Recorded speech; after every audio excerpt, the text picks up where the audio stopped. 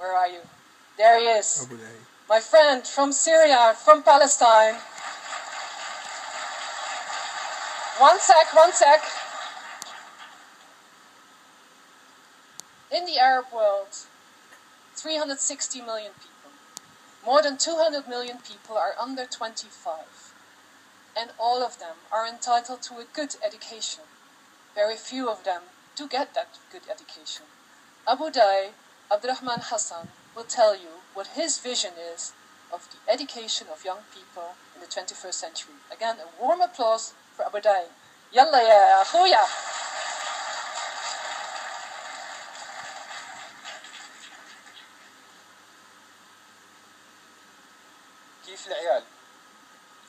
كيف العيال is a traditional greeting way used by Bedouins throughout the Arab world. Instead of greeting with how are you, they greet with how are the children. The traditional response is العيال بخير, all the children are well. I believe that we should be asking ourselves this question like no time before in history. Not only because children they are going to build that future based on how well we prepare them today, but also because youth are members of the society and the present and should be seen as significant actors of creating today. So, today I'm going to offer and respond to that question as an 18 years old. Where is my expertise coming from? Well, as an 18 years old man, I've spent 13 of them at schools. And this is going to be the focus of my talk today. How are youth doing as members of society? And how is education shaping that experience?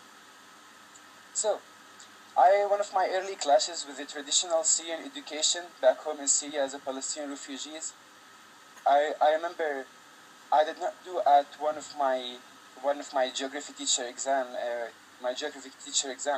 and he told me, Abuday, it's clear that you haven't prepared at all for this exam. What is your excuse, Abdul?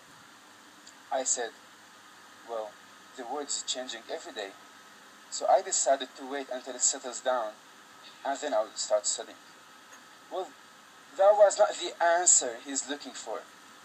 However, at that time I was questioning the purpose of education, and why I am here in this place that people call school, what I am doing here. And whenever I ask anyone, they respond with, for you to learn. But the question that follows for me is, what is learning? If I were to ask any of you here today, where have you learned the most? I am convinced that the majority of you, if you're being honest, will say, I have learned outside the classroom as much as I have learned inside the classroom, or even more. From this answer, we can conclude 3 results. 1, there are so many learning opportunities outside the classroom, and traditional education is ignoring them. And this leaves us as students with very limited learning experience. 2, we should reflect on the relevance of information that we are offering to our students at traditional schools in comparison with what is actually useful for them in real life. 3, we should reflect on how effective are the ways of learning or ways of teaching that we are offering to our students at traditional schooling. How do these effective ways of learning look like for me as an 18 years old man? Well, I believe there are 3 main characteristics, and they all make up the alchemy act. 1, they are attractive. Effective ways of learning, they attract young people to study. How can we make learning attractive? By making it interesting. How do you make it interesting? By making it connective. Effective ways of learning show a student the connection between inside the classroom, between what they learn inside the classroom, and how does it apply outside the classroom. The 3rd one is transformative. Ways of learning should be transformative. They should transform a student in the way they think and the way they behave. They should transform them from being exam passers to critical, innovative, and creative thinkers and learners. I remember when I was at my home school in Syria, they offered me very traditional schooling that I have to pass exams, and that's it. For me, I believe that my school back home in Syria was not preparing me to pass the real life exam. So I decided to look for something new. 3 friends of mine and I, we decided to create an initiative called مشروعنا بإيدنا. Our project is in our hand. The motto of the project was, young people can make a difference. We directly got so excited about the initiative. We aim to encourage and engage Syrian youth to become active members of society. We aim to encourage them to learn from the process of planning and carrying out projects to become active and informed citizens. What happened? We contacted 18 NGOs asking them, how could we help? One, at the end of the day, helped, or actually accepted our offer. We aimed to involve 150 young people between the age of 14 to 18. At the end of the day, only 7 came to the project. All of them were my best friends. That led me to ask the question, what went wrong? Why youth are not participating in these kind of social projects? So I did some research, and here's what I have found out. 1 out of 5 people say that their community values them. 69% of youth say that their opinions are not heard in adults-oriented communities. Young people do not feel valued anymore. Young people do not feel valued. When I realized that, I started to ask why we don't feel value as young people, and the conclusion that I got, something I will call conventional medical caring model, which is in our caring to young people, we react to symptoms in a state of caring about the patient as a whole. We do not treat young people unless they are sick, and if we continue in treating young people in this way, where we do not care about them unless they are sick, we do not value them unless they are facing a problem. If we keep sending them to schools, offer them limited learning opportunities, we will be faced with 2 undesired results.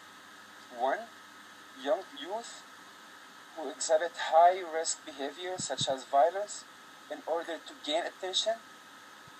2nd, youth who I see as the promise of flourishing present and future will be underprepared for real-life exams, unable to find solutions for global and local problems, and unable to be innovative and creative. So, when I figured out this fact, I decided my response was like, no, I don't want to be like that. I don't want to have high-risk behavior, and I want to be prepared for real-life exam. I started to look for an institution, a place, a school, whatever you want to call it, that's going to prepare me to succeed the real-life exam. One, of being informed and active citizen and member of society. I started to look for a school where I'll be valued and treated with respect.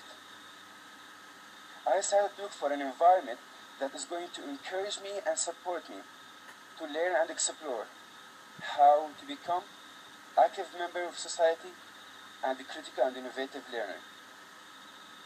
That was the time when I got to know about Kurt Hahn philosophy and progressive education.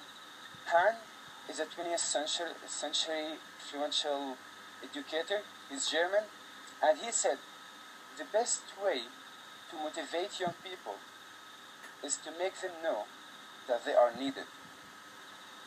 He believed that the impact of youth could go beyond the local level, and the sky is the limit. Only and only if education breaks down the barriers between the world inside the classroom and the world outside the classroom, and offer for students freedom combined with trust, faith, and authentic responsibility.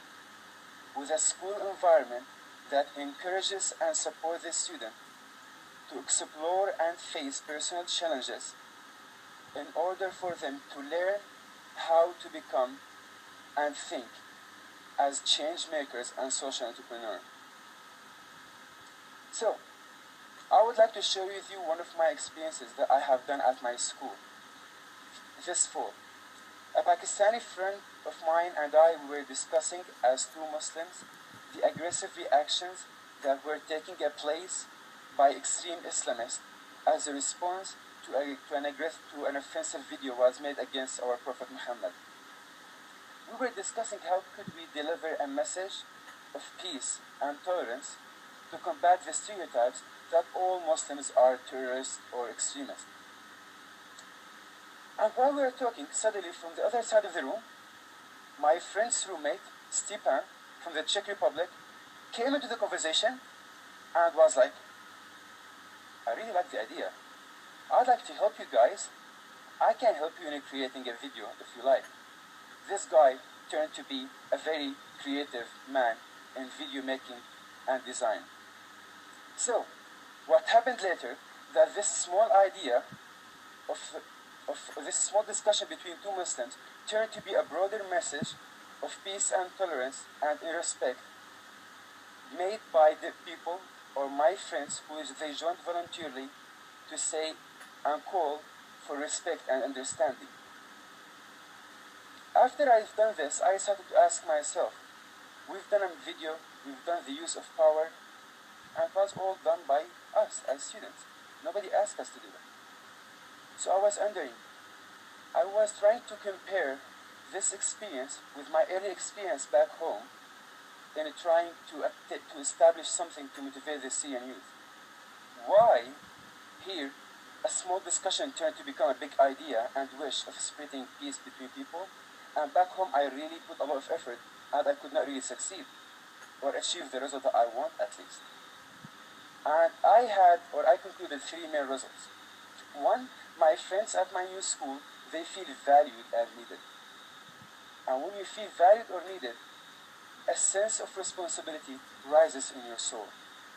Second, my friends at my school, they know and they believe that they are there to achieve more than academic excellence. They are there to achieve more than academic excellence, but also to learn from each other about world's problems and trying to be an activist in solving them. Three, the school itself believes that its purpose is more than achieving academic excellence, but also to provide freedom, opportunity, and responsibility to its students to explore and learn how to become active in society. And this is what I want to say today. Imagine with me a world where all youth feel valued and treated and respected. Imagine with me a world where all schools offer a curricula to a student based on a curricula for a student that is attractive, connective, and transformative. Imagine with me a society, the future and the present of a society that sees education as a force to unite people, as a force for youth empowerment. I believe that if that society could achieve that and could value young people and give them the opportunity to thrive and flourish, if that society was asked, كيف العيال? How are the children? I'm convinced that we'll be able to answer with confidence. العيال بخير. All the children are well. My new vision of the world is, if you want 1 year of prosperity, then you grow grains. If you want 10 years of prosperity, then you grow trees. If you want 100 years of prosperity, then you grow people. Thank you.